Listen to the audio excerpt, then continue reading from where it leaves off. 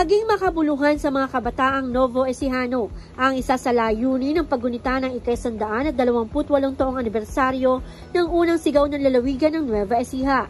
Kaya naman ilan sa mga aktibidad na inihanda ng pamahalaang panlalawigan ng Nueva Ecija sa pamumuno ni Governor Oy Umali, Vice Governor Doc Anthony Umali, katuwang ang unang ginang Cherry Umali na pinangasiwaan ng Tourism Office ay para sa mga kabataan.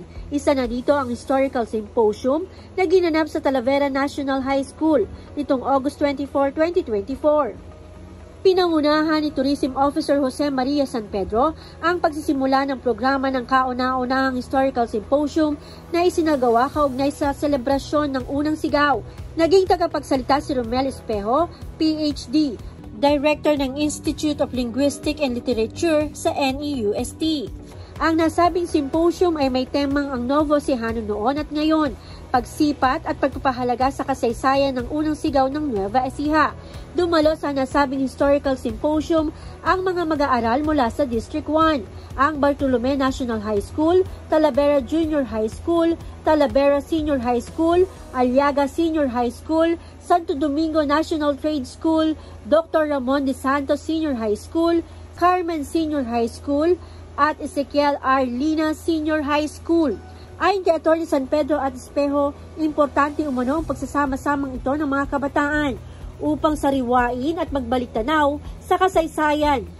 Ang unang sigaw ay isang mahalagang bahagi ng pambansang revolusyon na nagpapakita ng katapangan at kagitingan ng mga Novo Ecijano, kung kaya tinatamasa pagpasa hanggang ngayon ng mga Pilipino ang kalayaan. Ang Provincial Tourism Office at syempre po ang Provincial Government of Nueva Ecija sa patuloy po nating pagsubok na ma-engage ang ating po mga kabataan ay napaka-importante na malaman nila ano ba ang dahilan kung bakit sa darating na Lunes, September 2, wala tayong pasok.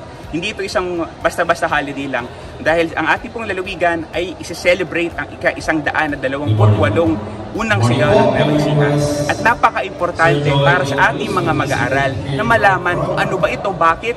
Kasi una, kailangan nilang malaman kung ano ba ang sakripisyo na ginawa ng ating mga bayani para sa ating kalayaan. At pangalawa, para malaman nila at lalo nilang mahalin ang kanilang pagiging Novo Ecijano dahil malalaman nila kung ano ang naging contribution natin, kung bakit din naisama ang ating mahal na lalawigan bilang isa sa 8 sinag ng ating watawat ng Pilipinas.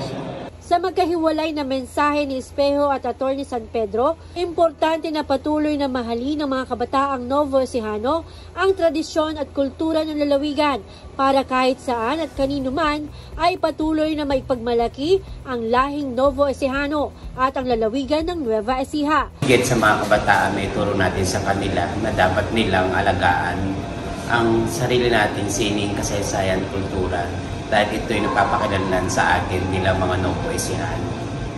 Sa lahat po ng ating mga mag-aaral na makakasama po natin para po sa ating Symposium Caravan, naway magamit po natin na ating mga kaalaman dito sa symposium para syempre lalo nating mahalin ang ating sariling probinsya, mahalin natin ang ating pagiging Novo Ecijano at magamit natin itong inspirasyon para pagbutihan pa natin ang ating pag-aaral at syempre pagbutihan natin ang ating mga ginagawa para makatulong tayo hindi lang para sa ating pamilya kundi lalong-lalo na para sa ating minamahal na lalawigan ng Nueva Ecija at syempre para po sa ating mahal na bansang Pilipinas.